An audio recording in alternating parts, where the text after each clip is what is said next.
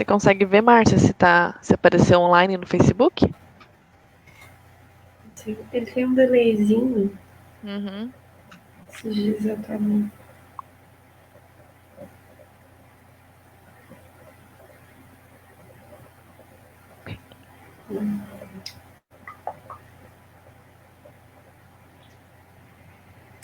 Ele tá contagem regressiva.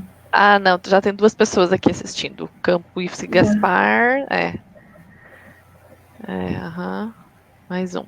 Ah, então beleza, já estamos online. Estamos ao vivo. Ah, Simone saiu?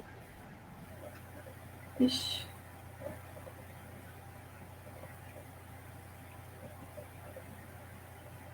Caiu, será? Deixa eu... Ela mandou um áudio.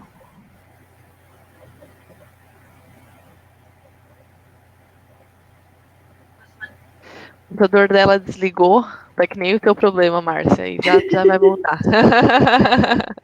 Ela já vai entrar. Então, enquanto isso, a gente vai aguardar, né, o pessoal entrar e a própria Simone, nossa palestrante de hoje. E logo vamos dar início à nossa programação de mais uma palestra do SNCT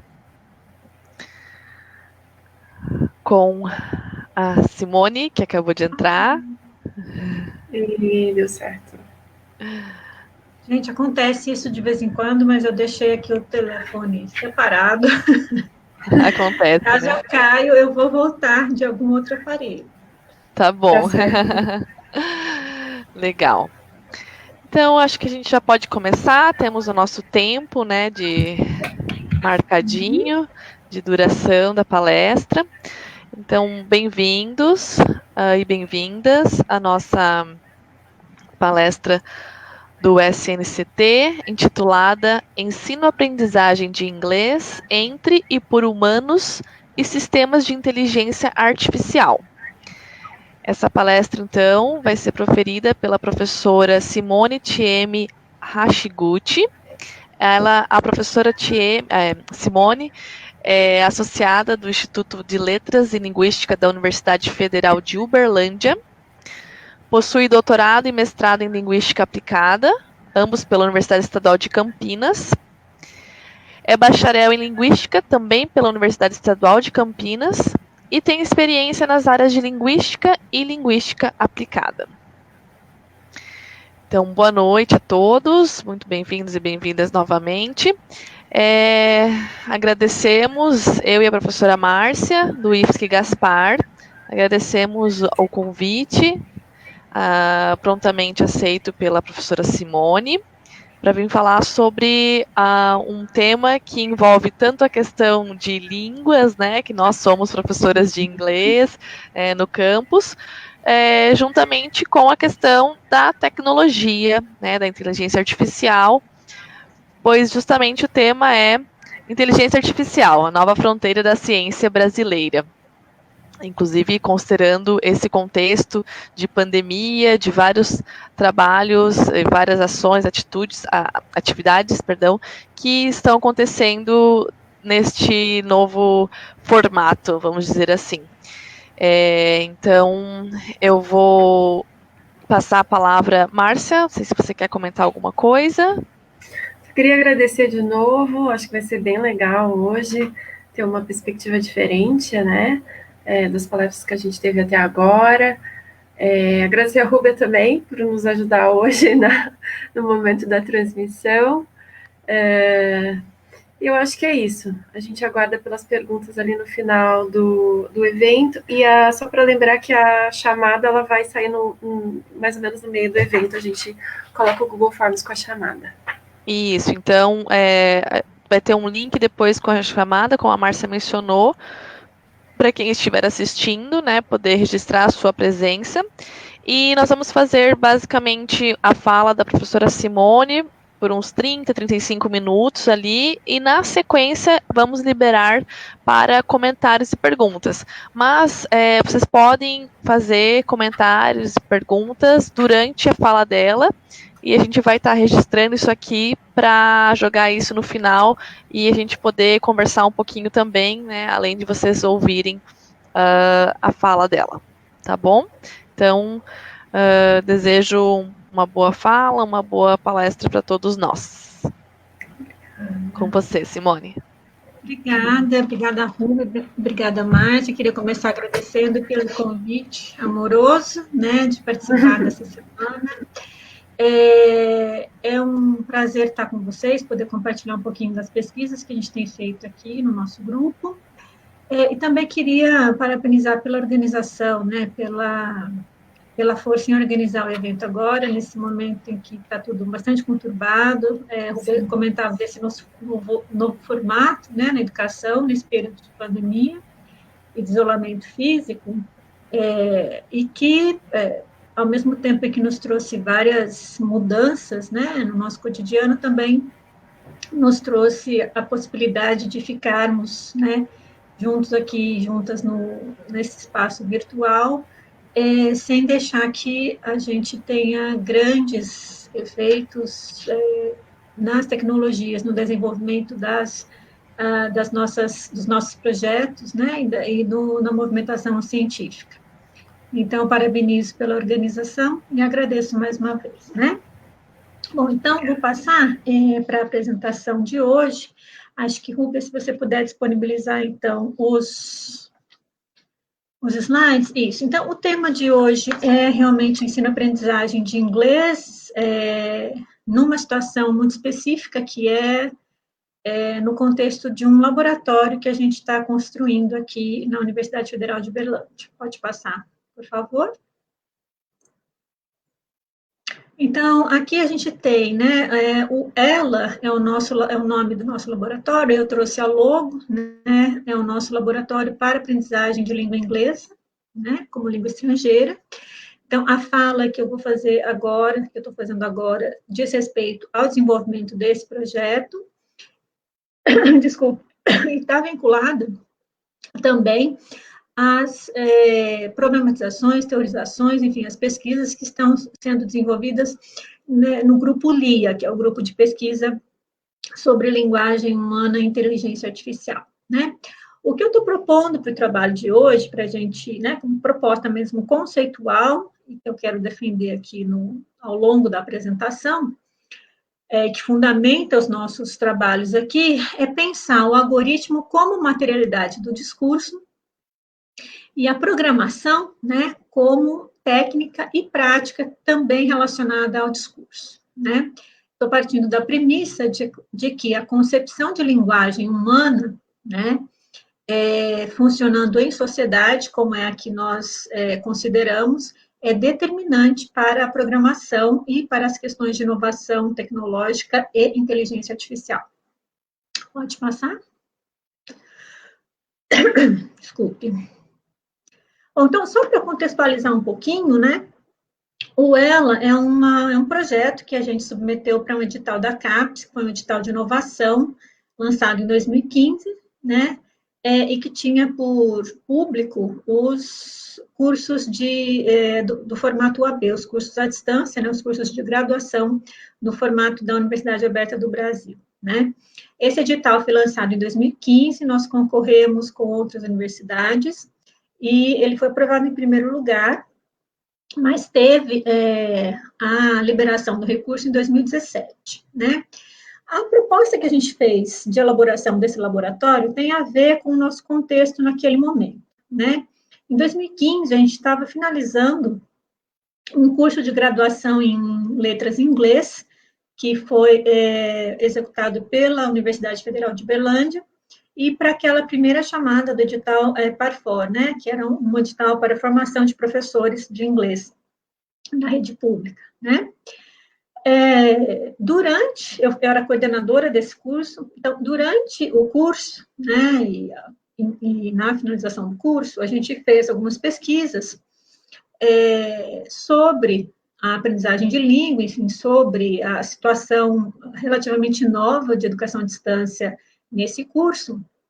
E uma das nossas conclusões, pelo menos uma das minhas conclusões, foi a de que alguns alunos e algumas alunas tinham, enfim, a maioria tinha uma interpretação, né, de que as práticas de oralidade nesse curso, elas ficaram prejudicadas, de oralidade em língua inglesa, né, ficaram prejudicadas pela modalidade do curso. Então, diante disso, eu fiz uma outra pesquisa, enfim, depois virou um pós-doutorado, mas que eu fiz entre 2016 e 2017, mas em 2015, a partir dessa provocação, né, eu considero como uma provocação de pesquisa aí, a gente formulou, então, o projeto desse laboratório, que foi submetido, então, em 2015, né? Então, os objetivos do laboratório foram de criar esse espaço virtual, que teria ferramentas e materiais para o aprendizado de inglês, né, como língua estrangeira, ter esse espaço, né, promovendo práticas de produção oral em língua inglesa, e usar um sistema de inteligência artificial para dar feedback automático para as usuárias e usuários do laboratório. E por que um sistema de inteligência artificial? Uma das grandes características, né, uma das características mais marcantes do curso à distância é que o nosso alunado vai acessar esse curso, os conteúdos, interagir, enfim, fazer as atividades nos mais diversos horários. Então, a gente não tem como responder a uma demanda de horários tão diferentes de acesso aos conteúdos. Então, seria necessário realmente que a gente tivesse um sistema automático que pudesse fazer isso que estava sendo apontado pelos alunos como alguma coisa que faltava, né? Então, uma possibilidade de produzir mais a língua inglesa e ter alguém, né, com quem interagir. Então, nesse sentido, a gente pensou em constituir esse sistema de inteligência artificial. Pode passar?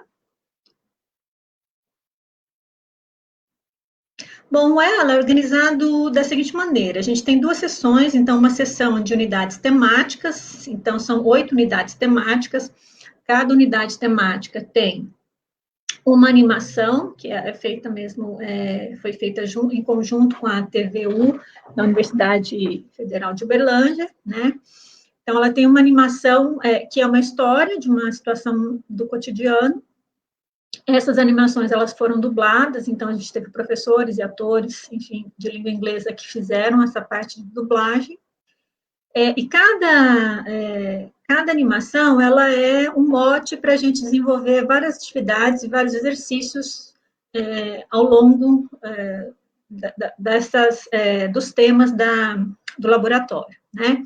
Então, são exercícios de repetição, são exercícios de pergunta e resposta, são exercícios discursivos para discutir mesmo a questão linguística, e eles são realmente construídos de maneira a pensar principalmente o alunado do curso de letras, né? Então, tem uma discussão bastante específica sobre a linguagem nessas atividades que se refere à formação em letras. Além dessa sessão, a outra sessão é a sessão de estrutura da língua, que tem uma abordagem mais formal de aspectos linguísticos mesmo, fazendo referência às categorias, né, formais sobre língua que vem da linguística. Então, a gente tem nessa sessão, por exemplo, uma sessão dedicada à fonologia, uma morfologia, sintaxe, assim por diante. As explicações dessa sessão são, contudo, discursivas, né? A nossa abordagem nesses aspectos formais é sempre discursiva.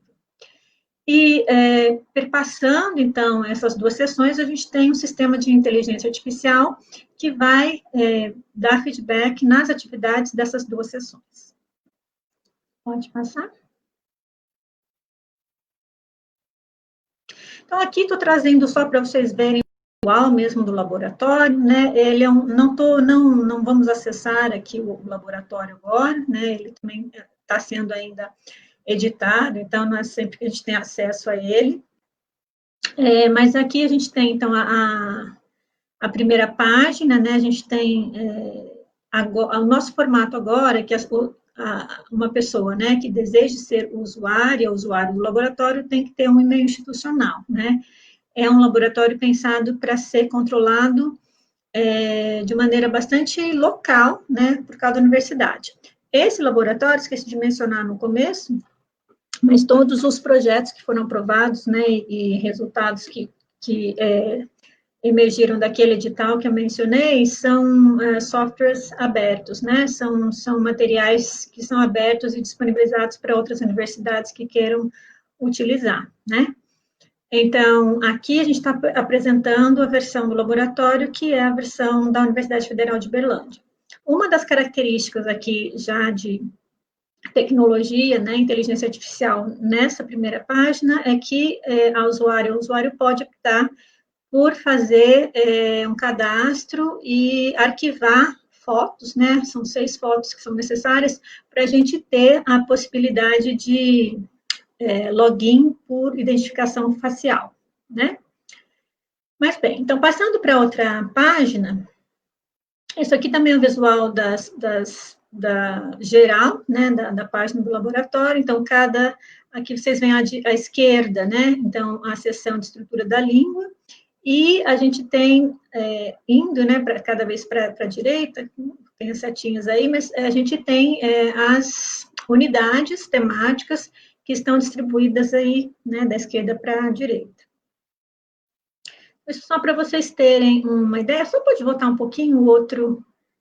Isso. Aqui, então, a gente tem, não estou colocando aqui, expondo, né, os exercícios que a gente tem, as atividades, mas a gente tem uma ferramenta do lado direito superior, vocês podem ver que é a ferramenta de conversa, né, de interação, não sei se interação é um termo mais apropriado, mas, enfim, de contato com a nossa IA, que tem 2 nomes, né, Tereza ou Marcos. Então, a gente tem uma voz, hoje, uma voz digital para ela, que é uma voz feminina, né, que a gente considera feminina, e a gente está trabalhando na voz masculina agora, né?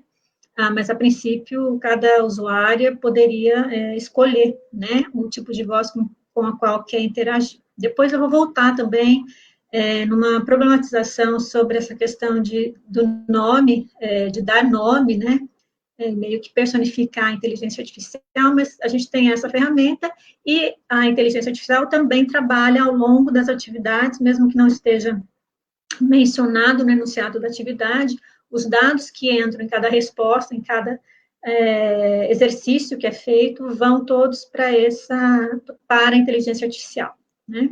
Pode passar. Então, aqui eu trouxe só algumas imagens que são exemplares das unidades temáticas. Então, como eu mencionei, as unidades temáticas, elas trabalham com questões e, enfim, eventos do cotidiano, né? Essa primeira história, por exemplo, é uma situação em que alguém estava sentado no banco de alguém, num ônibus, por exemplo, e a situação vai se desenrolar a partir disso, né? Então, tem uma situação, um pequeno problema, uma situação a ser resolvida, né? Então, uma característica de todas as unidades é que ela apresenta sempre uma situação do cotidiano a ser resolvida, né? E aqui, a questão da arte também é importante, a gente solicitou que o artista que estava fazendo o design para os nossos materiais trabalhasse com esses tons pastéis, e que em determinadas unidades os corpos não teriam cores, as cores que existem, né, de pele. Então, aqui a gente tem corpos que são azuis, verdes, enfim, né, com outros tons, porque isso não era necessário de ser marcado nessa atividade, né. Pode passar o próximo. Aqui um outro print, né, de uma outra atividade. Esse tema, diferentemente do anterior, precisava da marcação, né, de cores, de tons de pele, porque as questões que são discutidas aqui têm relação com identificações de raça e gênero, né, e multilinguismo, enfim. Aqui a gente teve... Não, pode ir para o próximo.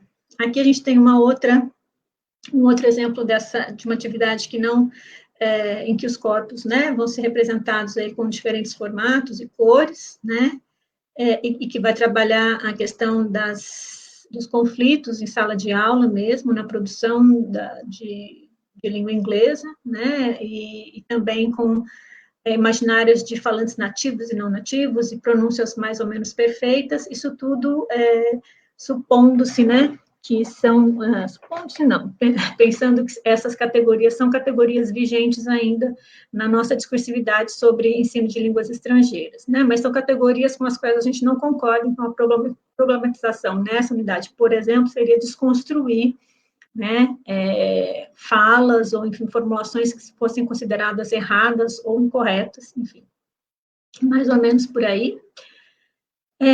E aqui um outro exemplo que é de uma unidade que trabalha com arte, a relação entre arte e linguagem na produção de sentidos, e que tem como cenário de fundo, né, um desenho que retoma uma construção real, que é uma casa de cultura, uma casa tombada no município de Uberlândia, né, que funciona, então, como galeria de arte. Então, também uma questão importante sobre os materiais produzidos para o laboratório, que eles vão trabalhar com uma arquitetura e com o espaço, enfim, a espacialidade local, né? Então, isso também, depois a gente pode retomar essa discussão. Acho que tem mais... Tá.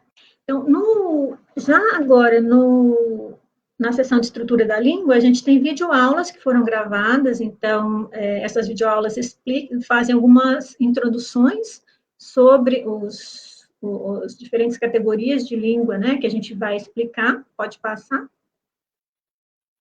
Então, por exemplo, na parte de fonologia, a gente tem a explicação e depois a gente tem uma atividade que mostra, né, que traz como foco realmente a região da boca, porque a gente vai ter uma ferramenta de inteligência artificial que vai nos ajudar a ler essa movimentação dos lábios para produzir cada som, né?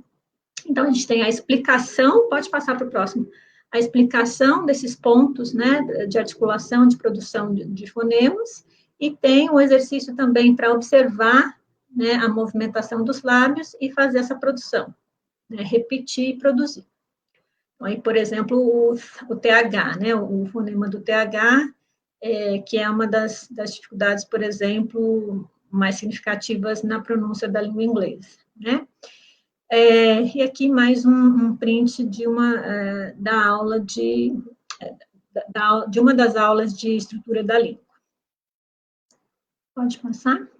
Então, além desses materiais, né, que a gente produziu, a gente lança a mão de materiais de tipos variados, gêneros variados, e das mais diferentes fontes que estão disponíveis e são livres para uso na internet, né? Então, obras de arte, muitas obras de arte fazem parte do nosso acervo, e são materiais a partir dos quais a gente trabalha processos de ensino e aprendizagem de língua, poemas, enfim, arte urbana, né, aquilo que é arte não canônica e canônica, literatura, enfim, diferentes tipos de gêneros textuais, né, artigos de mídia, músicas, esculturas, arte, enfim, uma infinidade de materiais que não são materiais, a princípio, para ensino de línguas estrangeiras, são relacionados aí com aquilo que a gente vai dizer do enunciável, né, e da relação rizomática de aprendizagem de língua. Pode passar? Aqui eu trouxe só, mas retomando a questão do problema a ser resolvido em cada unidade, eu trouxe só um exemplo aqui de uma das unidades temáticas da primeira sessão, em que a gente trabalha, por exemplo, uma narrativa em que uma das personagens, que é essa moça que está vestida de vermelho, né, ela tem um cargo de supervisão em uma empresa de tecnologia, e ela faz uma sugestão para o chefe dela sobre uma ação a ser feita. Depois que ela faz, logo na sequência que ela faz essa sugestão, pode passar para o próximo, o outro personagem repete o que ela falou com outras palavras. Ele simplesmente reformula, né? E aí ela não fala nada, mas ela pensa? Eu acabei de falar justamente isso, né? Isso é um conflito, uma situação comum no nosso cotidiano, que a gente vai trabalhar com um conceito aí que é relativamente novo, que tem a ver com as relações humanas conforme elas têm acontecido nesse extrato histórico, né? Isso pode ser chamado de gaslighting, por exemplo, né? Então, esse é um exemplo, e pode, por favor, passar para os próximos, de temas, né, relacionados às práticas linguageiras e ao cotidiano contemporâneo, das coisas que acontecem no mundo, que se relacionam com situações de conflito, com situações com pequenos problemas, né, são situações de conflito em escala micro ou macro, que têm que ser ensinados, do nosso ponto de vista, como temas que a gente tem que aprender a enunciar na língua estrangeira.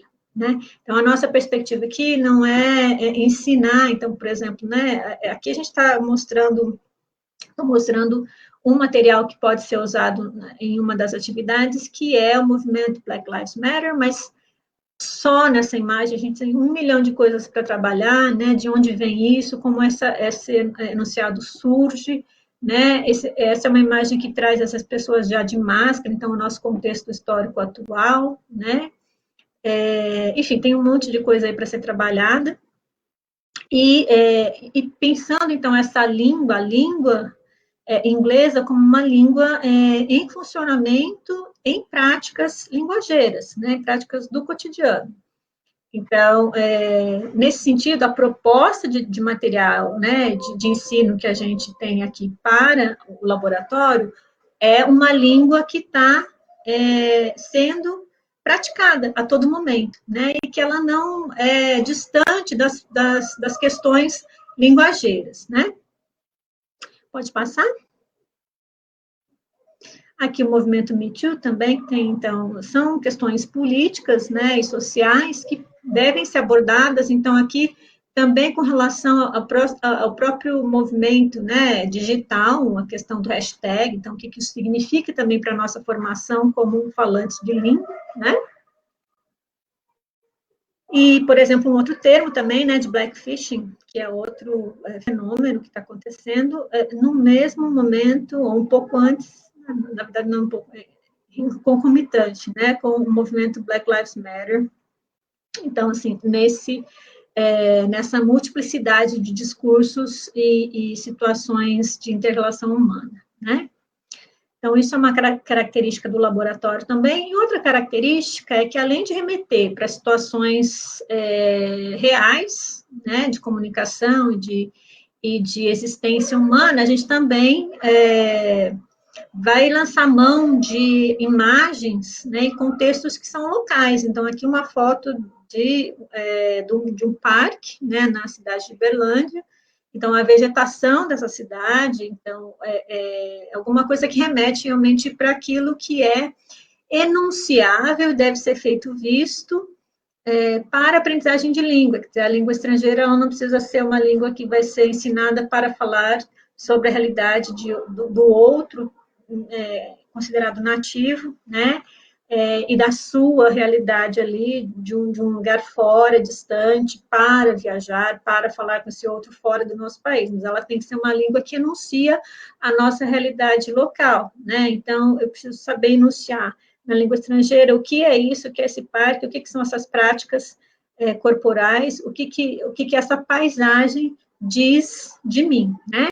Acho que tem mais aí uma foto de uma galeria também de arte, que é aquela galeria que eu mencionei, que é um desenho, que é que compõe uma das unidades, mas que aparece também como foto para a gente pensar essa arquitetura histórica, o lugar dela na cidade e o que ela representa, quer dizer, o que esses traços arquitetônicos dizem desse momento, enfim, né?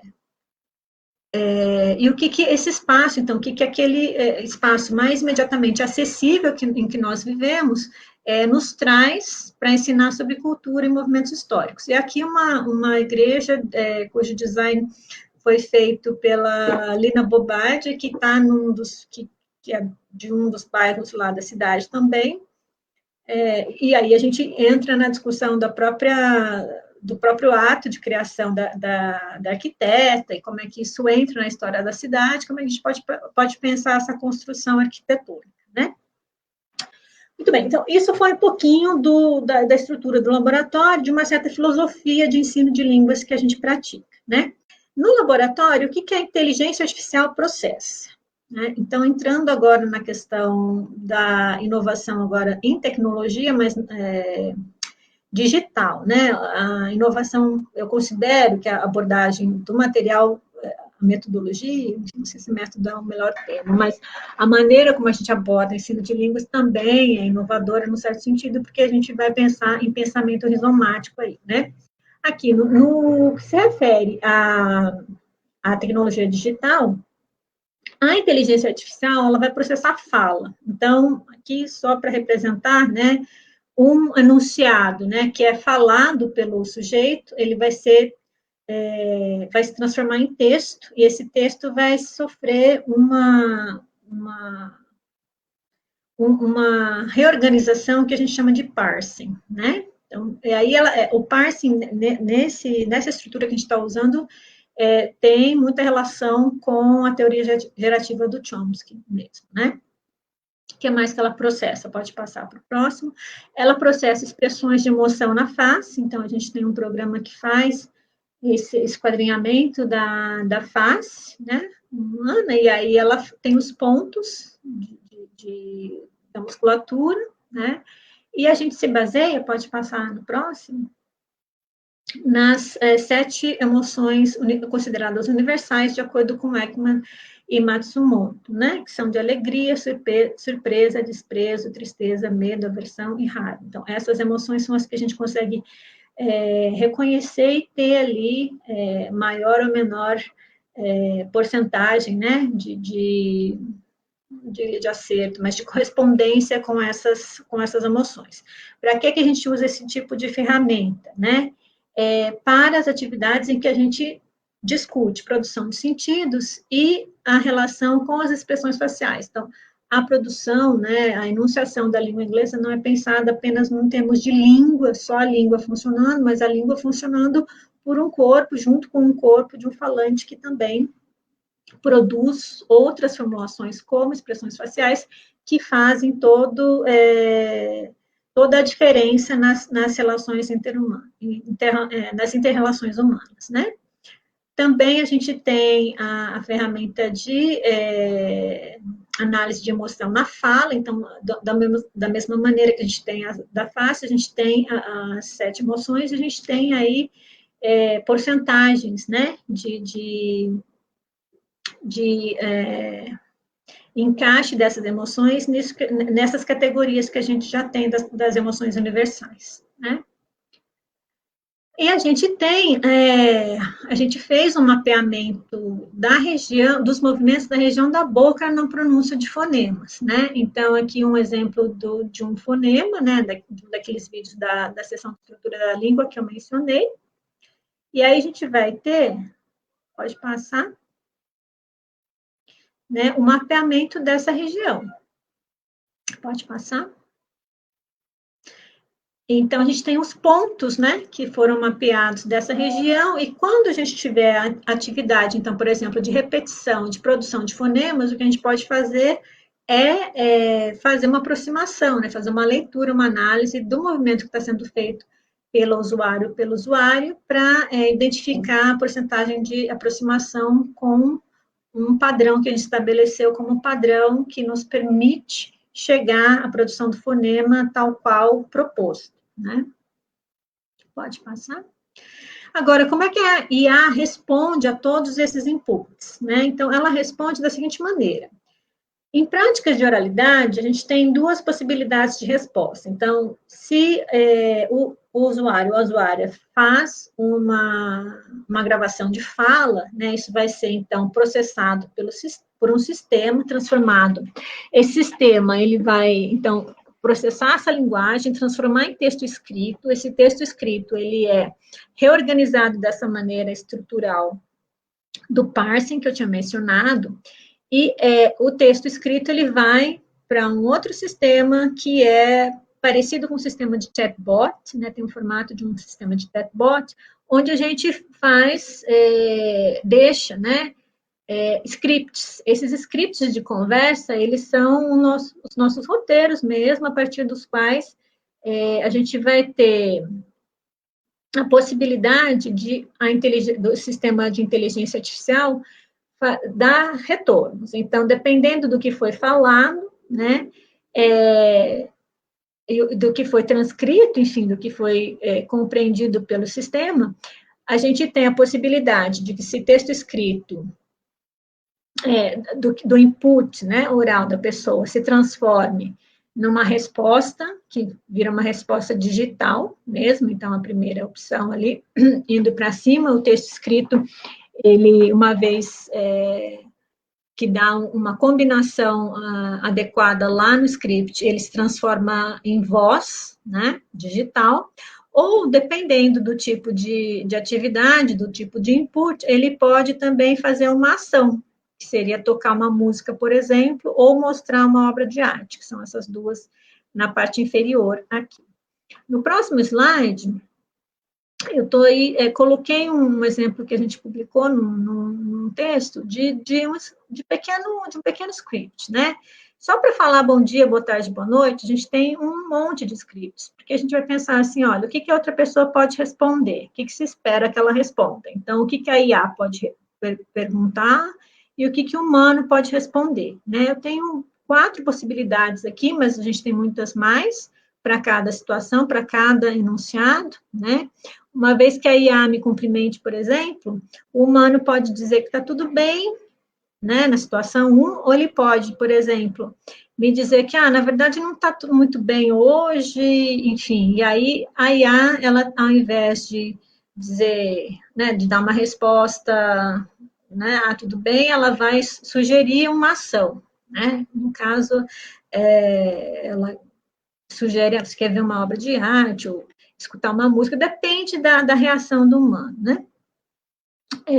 Então, ela tem também essa possibilidade de executar essas ações, e no terceiro caso, por exemplo, né, ela sugere tocar uma música, então, o humano pode dizer sim ou não, né? E há outros casos em que o humano pode ficar em silêncio, ou pode mandar uma imagem, e aí ela vai processar essas outras duas materialidades como alguma coisa para a qual ela tem que dar uma resposta também. Bom, passando. Então, agora a discussão, né, tinha pensado em 2 partes agora da apresentação, essa seria, depois da apresentação do laboratório, né, explicar como é que a gente chega a esse desenho de laboratório, o que sustenta isso, e depois eu vou entrar nas questões mais relacionadas à inteligência artificial propriamente dita. Então, o que sustenta esse desenho de laboratório, né?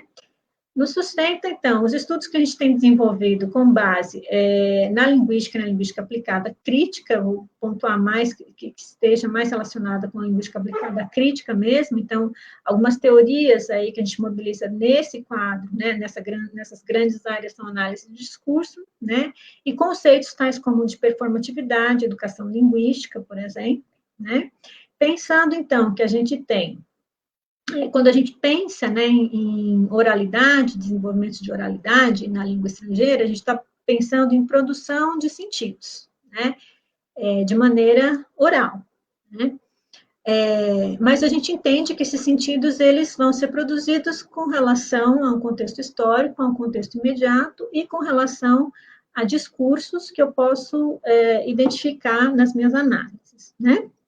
Também a gente entende que, no sentido da performatividade, que as coisas que a gente fala, né, nesse desenvolvimento de oralidade, então, elas constroem e mantêm identificações sociais, constroem uma realidade. Então, a gente está pensando em linguagem performática mesmo, né? E no laboratório, e do nosso ponto de vista, a gente não tem trabalhado, então, com categorias mais tradicionais como capacidades ou habilidades, né, linguísticas, né? As 4 habilidades, geralmente, né, mencionadas de escuta, compreensão oral, produção oral e leitura. A gente está trabalhando com repertório linguísticos, culturais e discursivos, né? Então, uma pessoa pode ter um repertório muito desenvolvido, muito grande em leitura, por exemplo, mas ela pode ter menos prática, né, de oralidade, por exemplo. Uma outra base muito importante dos nossos estudos é o pensamento rizomático, conforme proposto pelos filósofos Gilles Deleuze e Félix Guattari. Eu não vou entrar nessa discussão hoje, né, porque acho que ela ficaria muito extensa, mas a proposta importante dessa filosofia, né, de pensamento nômade seria de sempre nas nossas atividades, nos nossos conteúdos, promovemos condições para a vitalidade do pensamento, para a criatividade, né, e para o não enquadramento ou no encerramento dos sentidos em relações binárias, né, ou que pudessem cortar as possibilidades de criação e reflexão humana, né? É uma perspectiva que também preza pela variedade dos dados, e tem como pressuposto de que a variedade é a regra, e não o contrário, né? Não a exceção. E, por fim, os estudos decoloniais, que a gente enfatiza, que eu vou enfatizar um pouquinho hoje também, e a crítica feminista, mas também não vou entrar na crítica feminista hoje, porque senão ficaria muito longo. Mas os estudos decoloniais, eles vão nos permitir entender como alguns sentidos, a gente está falando, então, de discurso e produção de sentidos, como alguns sentidos permanecem, de onde eles surgem, como é que os nossos sentidos emergem, né? Então, os estudos decoloniais nos permitem compreender a sociedade, como ela está funcionando hoje, as relações humanas, as relações também com as políticas e a economia global, né? E aí coloquei também o neoliberalismo, enfim. E a gente vai poder discutir um pouquinho isso agora, analisando alguns dados. Então, só para a gente finalizar essa parte da linguagem e produção de sentidos, né, para eu explicar, então, como é que a gente está pensando ensino e aprendizagem de língua e de oralidade aqui no laboratório, trouxe aqui, pode passar, né?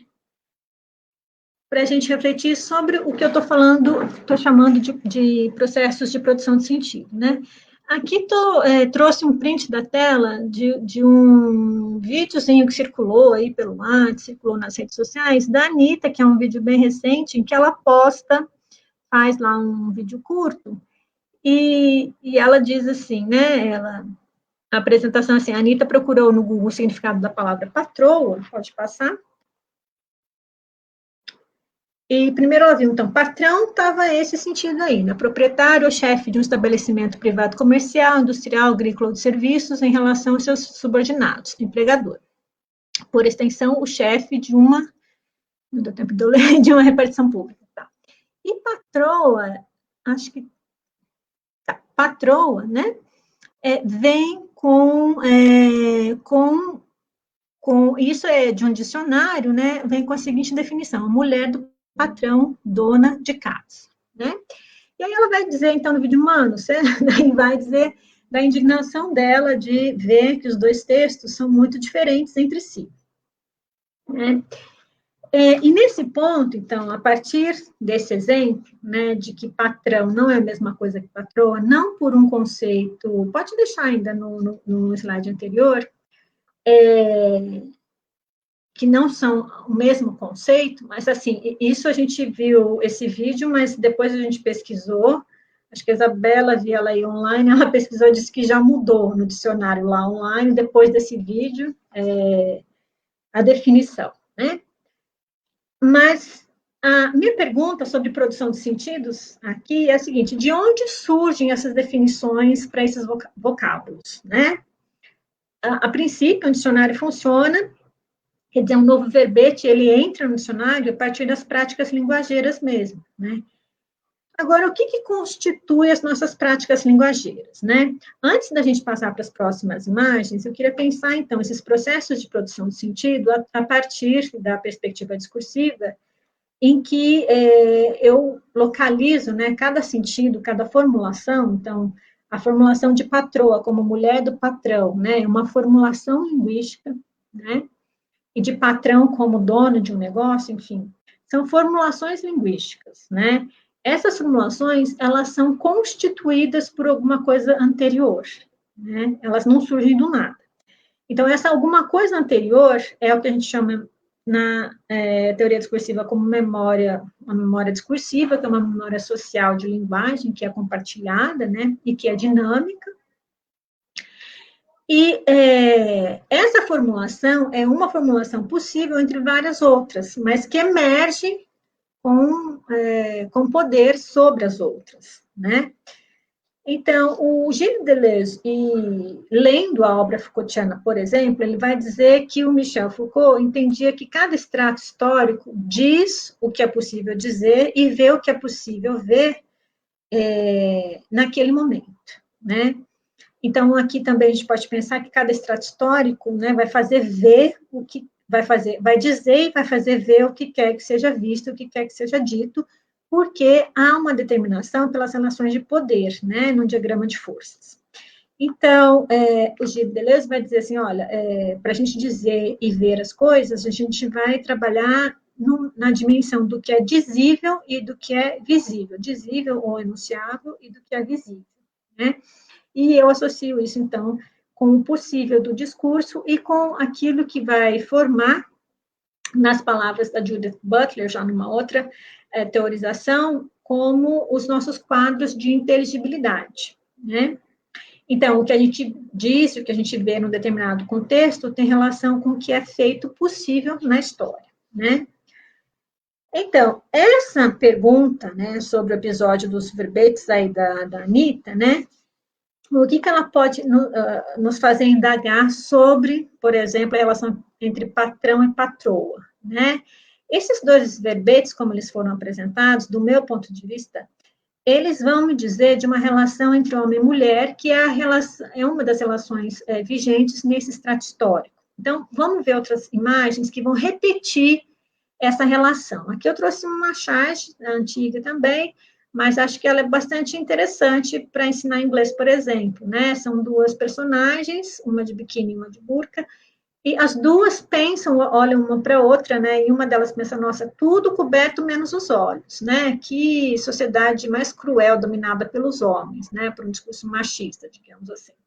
E a outra vai pensar exatamente o mesmo, só que pensando assim, nossa, nada coberto, né? Que sociedade, exceto os olhos, né? Então, que sociedade cruel e dominada pelos homens, né? Então, as formulações linguísticas são basicamente as mesmas, tem aí as diferenças do tudo e do nada, né? Mas o que eu estou querendo dizer é que é uma produção de sentidos e é sempre ideológica, então isso também é um conceito importante, análise do discurso, é que todo sentido é ideologicamente constituído, né? É importante pensar que aqui a formulação é a mesma, né? Elas pensam numa sociedade dominada pelos homens, numa sociedade machista, né? Digamos, não sei se machista não seria o termo aqui, mas o que é também muito interessante dessa charge é pensar que o possível de ser enunciado aqui por essas duas personagens diz respeito a um possível de olhar esses corpos, o corpo feminino, na sua relação exclusivamente pautada com o corpo masculino, né? Não é assim, não é um corpo feminino por ela mesma, né? É um corpo feminino cujo sentido vem de uma relação com o corpo masculino, né? Podemos passar para a próxima. Aqui, por exemplo, uma das várias imagens que a gente tem aí de campanhas publicitárias antigas aqui, mas era uma coisa assim, mais ou menos, né? Depois dos 25 fica mais difícil de arranjar um marido, né? Então também é a mesma. Estou dizendo que esses diferentes materiais vão repetir aquilo que a Anitta, agora em 2020, acha um ultraje, que é a patroa ser um conceito que está vinculado com o patrão, né? Uma relação de gêneros aqui. E que isso acontece há muito tempo nos mais diversos tipos de materiais. Então, campanhas publicitárias, agora uma outra também, já mostramos a charge. Uma outra também, que é uma imagem de uma pera, diz que esse não é o formato para um corpo feminino, né? É uma campanha da década de 60 do século XX. Pode passar. E aqui, assim, até muito recentemente, não sei se isso está acontecendo, suponho que não, mas muitos comerciais, né, muitas campanhas publicitárias de bebidas alcoólicas mostravam corpos femininos nessa relação também muito imbricada com o masculino, né, com o homem. Enfim, acho que deve ter mais uma imagem. Sim, agora, então, a gente viu campanhas publicitárias, agora eu trouxe aqui outras imagens que vêm de livros didáticos, né?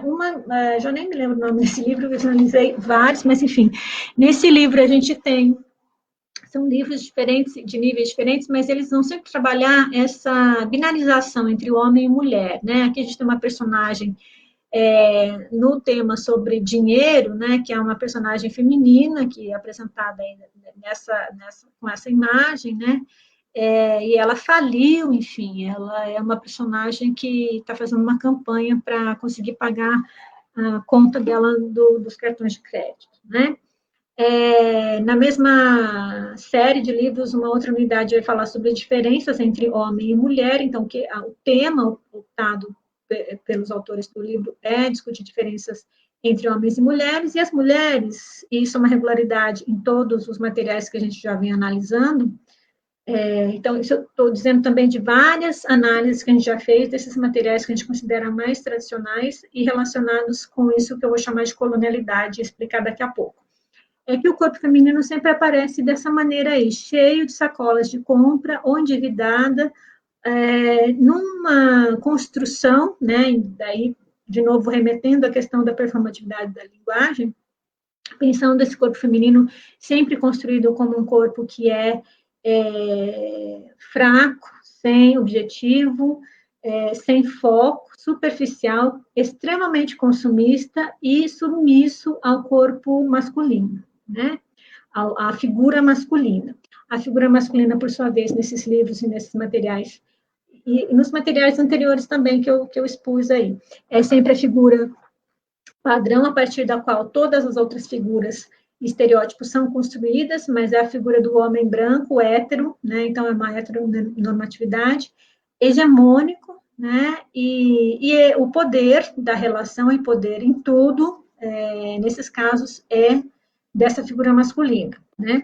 Isso se repete inúmeras vezes ao longo dos livros, dos materiais analisados, não só nesses comerciais, não só nesses vídeos, enfim, nesses diferentes gêneros textuais, mas isso se repete nos enunciados das atividades, nas imagens, isso se repete, por exemplo, uma coisa que sempre tem em livro didático, né, a parte que fala vocabulário sobre profissões, né, as profissões geralmente são relacionadas, então, algumas profissões cujas ilustrações geralmente pendem para uma associação com a mulher, né, tipo secretária, professora, enfermeira, e outras profissões, né, vocabulários, que são relacionados à figura masculina, né.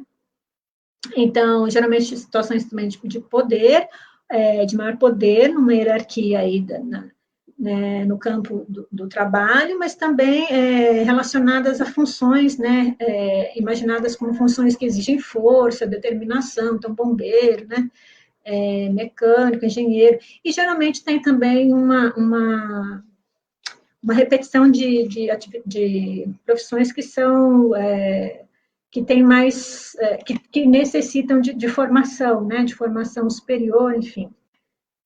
Então, depois a gente pode voltar nessa discussão. Mas isso, então, isso tudo vem das análises que a gente já fez de materiais didáticos, né? Indo mais... Simone, só para um lembrete do tempo, tá? Já são quase 8 horas, não sei se falta muito para lembrar, tá bom? Mais um pouquinho, vai atrasar um pouquinho. Então, para eu chegar no meu ponto, né? Pode passar? Então, agora, essa situação da objetificação das mulheres, da construção de mulheres como objetos, né, coisas mesmo, né, numa relação com a figura masculina, ela também acontece nos buscadores tipo Google e outros vários que vocês podem usar, né. Então, por exemplo, a Safiya Noble, no estudo de 2018, apontou que quando ela procurou por esses termos aí, né, garotas negras, garotas asiáticas, garotas latinas e garotas brancas na internet, os resultados que ela obteve foram muito diferentes, né? Então, as garotas latinas e asiáticas e negras tiveram resultados que apontaram para sites de pornografia, enquanto que as garotas brancas não. Do mesmo modo, a Carreira, essa pesquisadora, num texto de 2020, ela fez uma pesquisa, e agora, né, muito recentemente, fez uma pesquisa sobre os termos riqueza e pobreza, né? E riqueza e pobreza foram dois termos que foram relacionados. Então, riqueza a pessoas brancas e pobreza a pessoas que ela identificou como de origem latina, asiática, indígena, né, e negra. Do mesmo modo, com relação ainda a gênero, né, ela identificou que os termos patrão e secretária davam como resultado de imagens, né, patrão sempre relacionado à figura masculina e secretária à figura feminina, né? Pode passar. Então, por que estou trazendo isso? Porque uma consideração importante sobre os nossos materiais e sobre a nossa perspectiva de programação no laboratório é considerar que o nosso extrato histórico atual é o extrato da colonialidade. E o que é a colonialidade, né?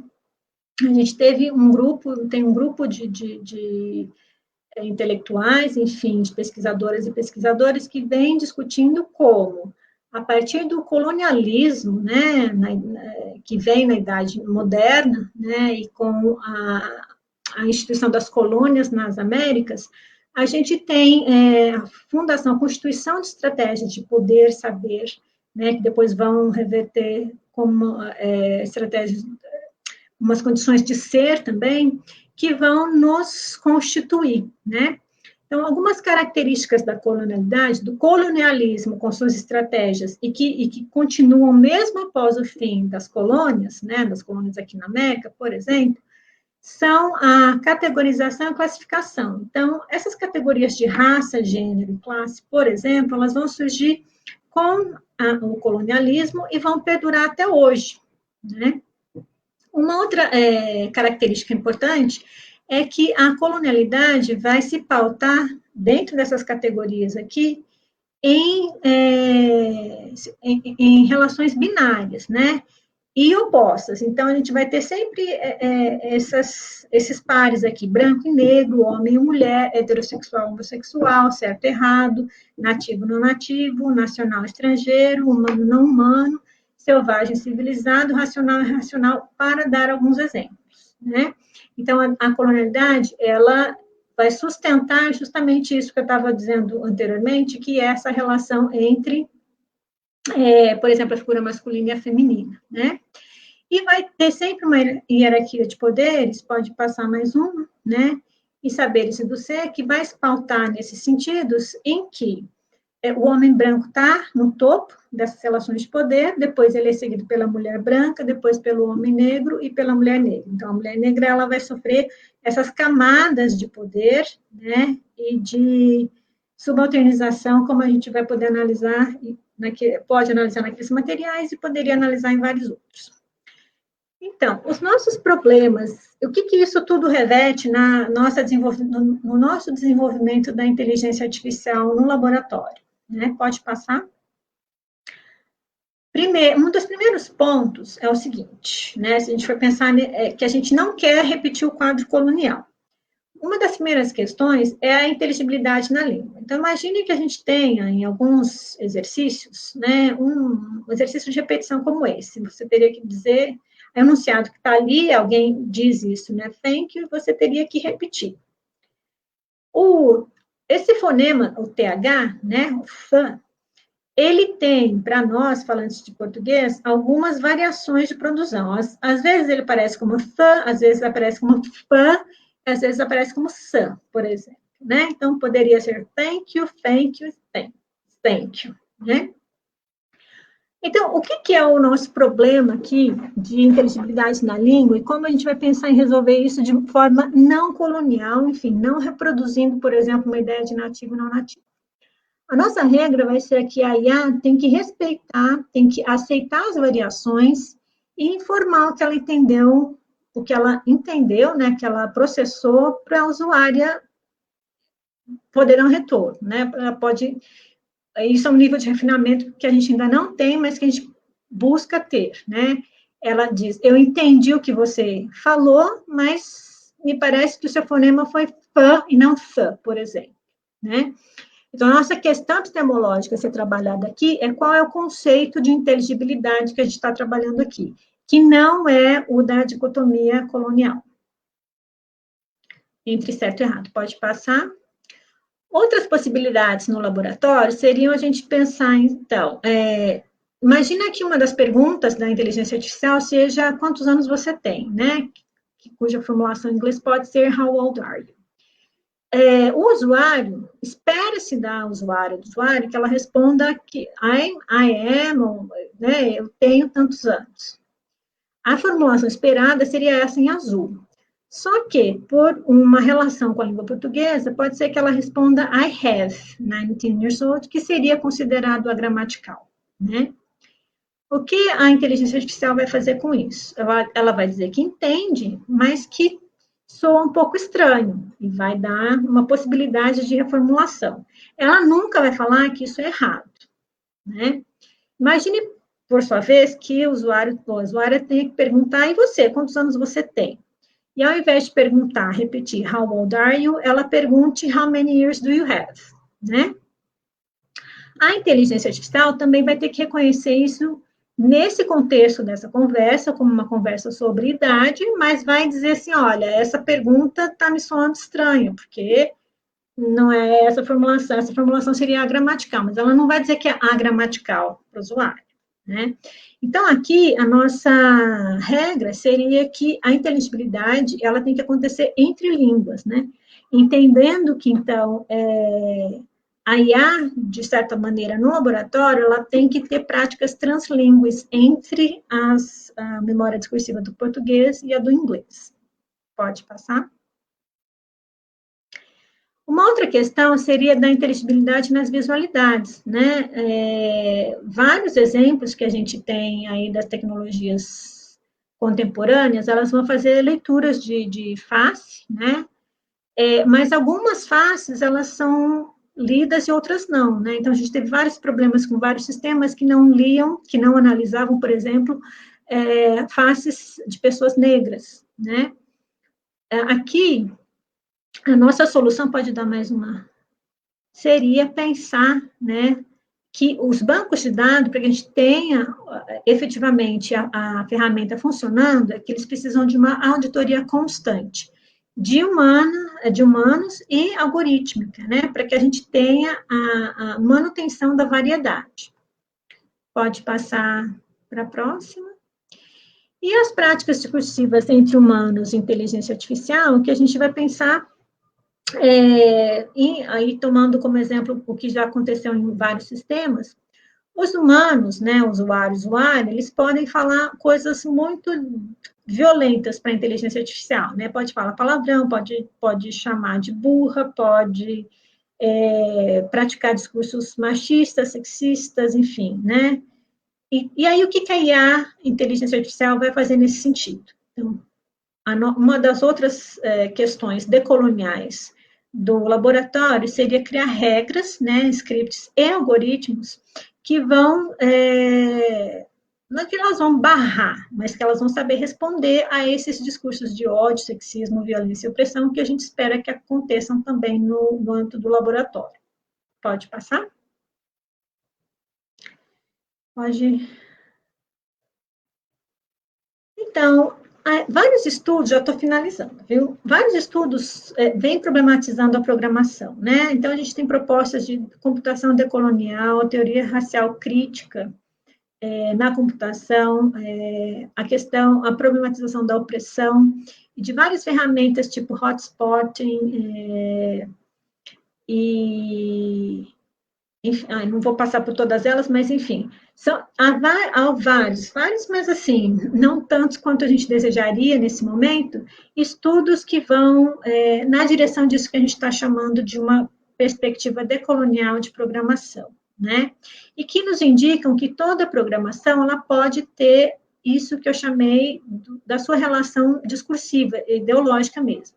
Então, aqui eu trouxe alguns exemplos só para a gente pensar como a inteligência artificial ela pode ter traços, né, de discursos. Por exemplo, aqui nesse caso, estou trazendo o caso da TAI, né, que foi uma inteligência artificial criada pela Microsoft, que ficou 24 horas no ar e que teve que ser desligada, porque os humanos, nesse caso, começaram a mandar várias formulações para ela que iam para a direção da supremacia branca, de um discurso de supremacia branca.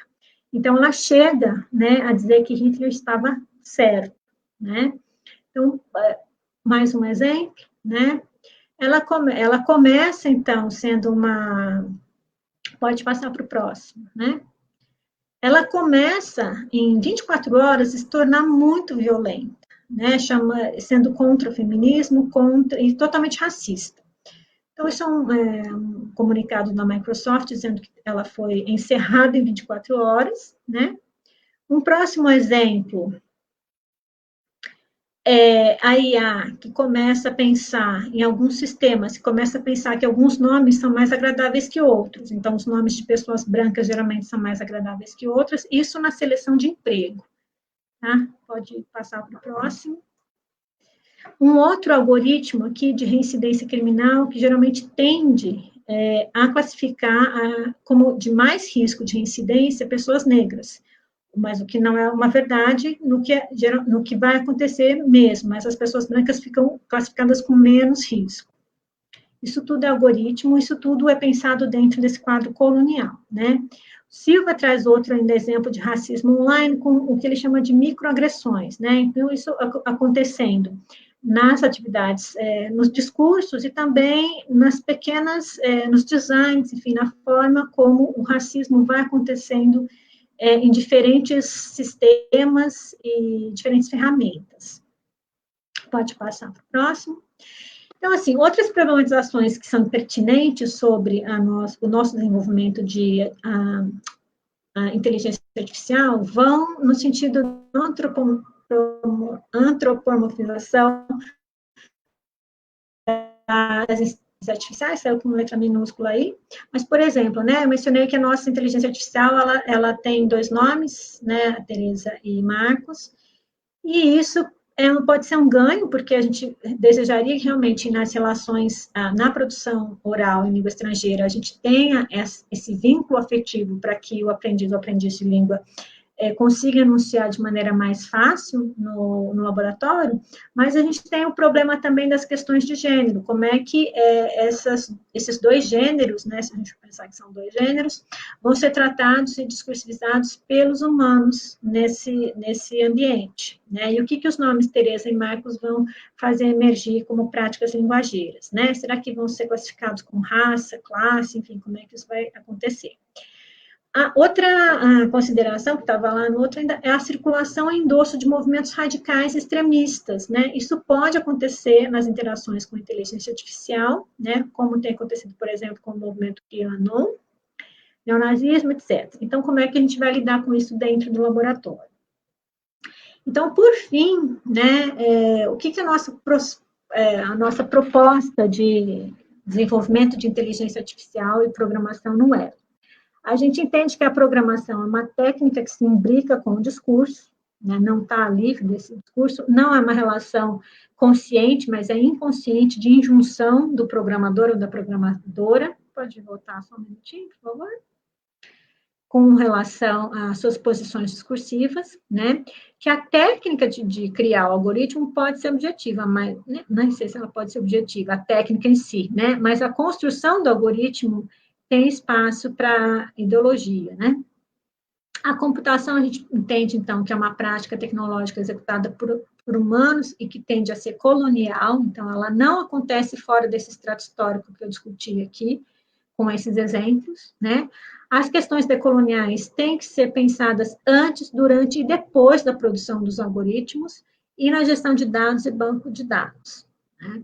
Elas não podem ser pensadas depois que a gente já repetiu e regularizou esses sentidos e esses binarismos com os quais a gente não concorda. Então, o back-end e o front-end dos sistemas não devem reproduzir os estigmas sociais, então essa é a nossa regra, nem promover o controle dos corpos ao modo de repetição das categorias e classificações coloniais, duas que eu apresentei hoje, por exemplo, e que o sistema e a equipe devem sempre questionar as verdades que nós vimos construindo e pela língua e pelas tecnologias e algoritmos. Né? Então, essa é a nossa proposta de inovação e gestão tecnológica no laboratório. Por fim, pode passar para o próximo. Eu trago as referências, mas a gente pode voltar depois se alguém quiser. E a questão, então, é pensar que o algoritmo, então, para mim, é ainda uma materialidade do discurso e que a programação é uma atividade, como outras práticas, né? É uma prática vinculada ao discurso, dentro de um quadro histórico colonial, né? Então, era essa a minha proposta, acabei correndo um pouquinho agora no final, mas estou aqui à disposição para vocês perguntarem o que não ficou bem explicado, enfim, qual é essa relação que a gente estabeleceu aqui. Agradeço a escuta, Rubia. Legal, muito obrigada, Simone, pela fala super interessante, muitas coisas bem legais mesmo. Envolvendo a tecnologia, né, dentro do ensino-aprendizagem de língua, especificamente de língua inglesa. Eu só vou comentar, então, aqui que o link de presença foi postado agora, tá, para quem tem interesse, né, em registrar. E nós estamos abertos a questionamentos, comentários, se alguém tiver alguma pergunta para fazer, estamos abertos a isso. Temos uns minutinhos aí para fazer um bate-papo com a professora Simone. Se alguém tiver. Eu estava comentando ali, né? Foi comentado aqui que o algoritmo realmente do Google foi modificado e eu entrei para para ver, eu não tinha entrado, né, sobre aquela polêmica do Patroa. A Isabela está falando que foi ótimo aqui.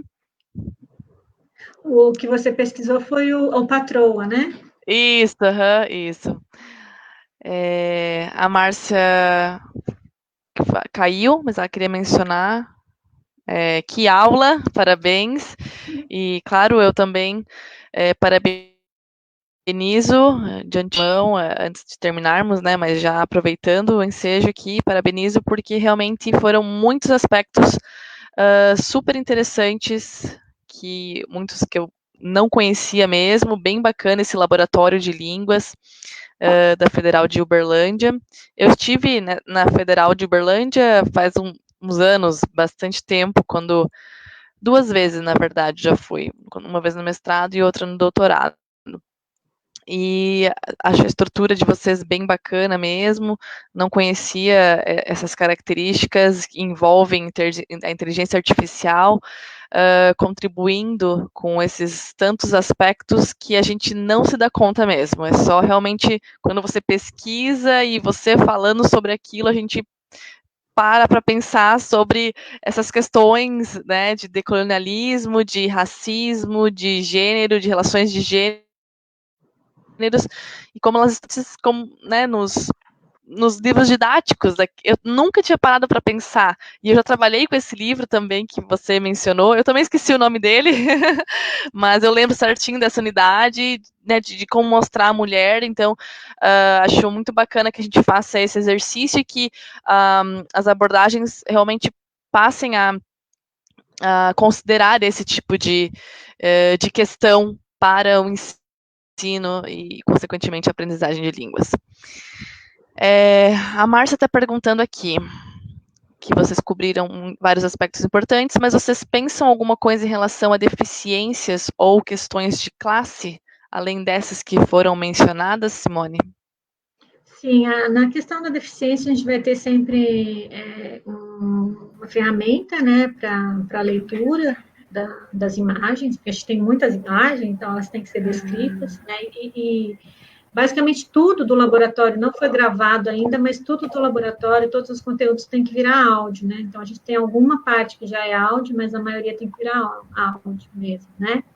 Sobretudo porque o foco do laboratório é a produção oral, né? Então, a gente supriria essa deficiência, por exemplo, deficiência visual, né? As questões de classe, elas são abordadas em vários temas, acho que quase todos os temas que a gente tem daquela primeira sessão de unidades temáticas abordam questões também de classe, seja nas animações ou nos exercícios. Então, toda a construção das atividades gira em torno de tentativas decoloniais, aí retomando a própria epistemologia do movimento, né, da teoria que é da virada decolonial. A prática, a gente está propondo, né, a prática de ensino que a gente está propondo no laboratório, ela é decolonial e ela aborda essas questões como questões mesmo de língua, né, de performatividade de língua e de problematização das condições de existência humana, né, então ela não tira, diferente também agora pensando, Rubia, a questão dos materiais tradicionais, né, não é uma língua inglesa pensada numa formação voltada para mercado, para um mundo feliz, rico e consumista. Sim. É uma língua pensada para enunciar a nossa existência como ela está acontecendo, né? Então, eu acho que isso é coberto, Márcia, nas atividades que são propostas em cada tema. Uhum. E mesmo na estrutura linguística também, na seção de estrutura linguística também. Com certeza. Aqui a Brenda comentou que achou muito legal, adorou o Ela, o laboratório, um programa de inteligência artificial muito, muito top. Bem legal, sim. Bacana, obrigada. Mas é um grande desafio, né? Eu só estava pensando, assim, porque a língua é muito complexa, né? E aí, a forma como vocês tentaram abordar as variações é uma tentativa de trazer a inteligência mais humana, e aí, para a gente mesmo é tão difícil, né? Eu imagino, assim, o tanto de bolsista, o tanto de colaborações de parceiros que vocês devem ter para fazer um trabalho tão grande, tão detalhista também, na hora que tu falou da arte, né, de como que os personagens têm cores, não têm cores, é um trabalho, assim, muito minucioso, um trabalho muito, muito delicado também. E eu acho que isso tudo que vocês fazem realmente não é indissociável de pesquisa, né? Não tem como não trabalhar com isso sem pesquisar, justamente por tantas questões, tantos aspectos que a gente não se dá conta mesmo. E achei bem bacana, né, essas questões tecnológicas mesmo, né, da inteligência artificial, de reconhecimento dos sentimentos, das emoções, da entonação da fala, né, exatamente, do próprio movimento da boca para esses sons que os brasileiros têm tanta dificuldade, como o TH, né, então é muito bacana mesmo. Na verdade, assim, é tanta coisa que daria para fazer várias palestras, Simone, cada uma focando uma coisa. Isso que você não falou sobre tanto, né? Tipo, é tanta coisa legal que daria para a gente fazer, olha, chamar para os próximos, né, Márcia? É homérico, né? Um trabalho assim gigantesco. Eu peço até desculpas porque eu acabei cedendo horário, mas é muito difícil falar sobre tudo isso e explicar como é que a gente está pensando inteligência artificial aí. A gente não tem como pensar a inteligência artificial fora de um quadro histórico de relações humanas e da repetição e regularização de sentidos e da constituição de verdades, né? Então, são verdades que são construídas, não são verdades essência, né? Então, a gente não está essencializando nada aqui. Mas uma coisa que eu queria comentar, Márcia, é que, assim, é um trabalho homérico e nós somos poucas pessoas. Então, a gente entregou uma primeira versão e a gente está agora resolvendo de pouquinho em pouquinho. Mas eu queria dizer que eu estou falando do lugar de uma professora de universidade pública, trabalhei com fomento bastante limitado, que eu consegui em um edital, então, um fomento público, Então, assim, isso já determina muita coisa, porque a gente não está tendo que responder a uma demanda de mercado, não é nesse nível de eficiência que a gente quer, e a gente está podendo imprimir todas essas questões, problematizações epistemológicas de pesquisa que a Rúbia comentou, no laboratório. Mas isso é um trabalho de formiguinha, porque o laboratório nem está funcionando ainda, porque a gente está consertando várias coisas da estrutura principal, sempre tem os bugs, né? E também porque, assim, a gente não tem pessoal que é só dedicado a isso. Nós somos pesquisadores e pesquisadores que somos professores de línguas, que somos programadores e que fazemos isso numa equipe que já é uma equipe de projeto de pesquisa. A gente não recebe nada para isso, né? Então, a gente tem voluntários que são os estagiários, mas que eles não ficam muito tempo. Às vezes começam, ficam bons na programação, mas daí mudam para... A gente perde. Então, é um público que vai saindo muito, muito rápido, né?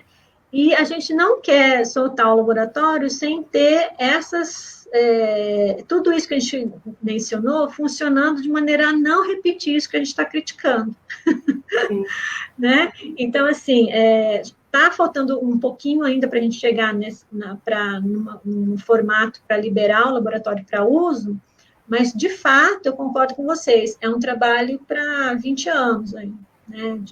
Só do treinamento da inteligência artificial, de revisar os algoritmos, e também disso que a gente está propondo, que não é nunca um sistema que vai poder funcionar sozinho sem um agenciamento humano. A gente não pode ter o banco de dados, a gente não está trabalhando com um banco de dados de empresas grandes, é um banco de dados local, né? Mas não podemos ter as mesmas determinações que as leis de mercado. Então, a gente sempre vai ter um humano fazendo a auditoria dos algoritmos e do banco de dados, né? Então, assim, realmente é um trabalho para o resto da vida agora. E é isso que é bacana, né? Porque a gente está falando de relações entre humanos e a inteligência artificial, né? É algo que, quando a gente pensa em inteligência artificial, a gente não está acostumado a pensar quem está por trás disso.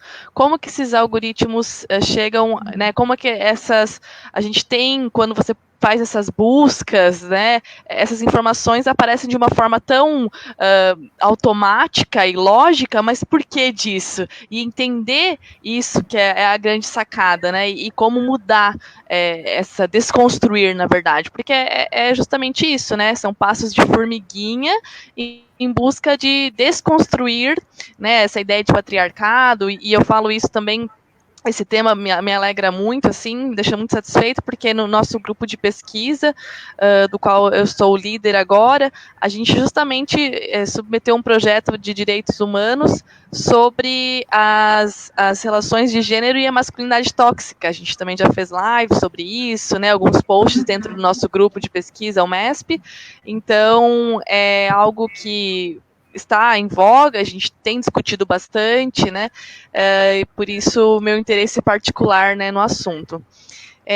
Para a gente finalizar aqui, só vou mostrar um comentário aqui da Brenda, né, mais um comentário que ela colocou, né, algo desconhecido, mas é uma área muito bacana, né, e sim, é realmente muito bacana mesmo.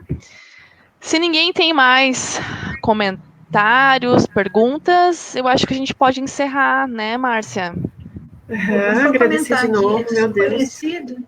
Desculpa, gente. Pode falar, Simone. A Brenda falou que é desconhecido, mas a gente usa toda hora, né? Então, assim, a gente não pensa lá no que está acontecendo, no que determina, nem na questão histórica, nem nas questões de tecnologia. Mas é mágico, né? Você entra no Google e procura lá, Black Girls, Asian Girls. Você vai ter o resultado, é mágico. Mas entre aquilo que surge, né? E isso em todas as tecnologias, gente, em qualquer aplicativo que você usa, você tem um espaço para que o algoritmo funcione também de maneira ideológica. Quer dizer, todo sentido é ideológico, né? Mas a inteligência artificial, ela está em todos os setores da nossa vida, né? Então, o que a gente propõe aqui é um posicionamento de suspeita mesmo, de questionamento, de crítica com relação aos algoritmos e aquilo que vem como resultado, né, dos serviços, não como alguma coisa que é estritamente lógica, mas alguma coisa que vem já de um quadro humano de relações, né?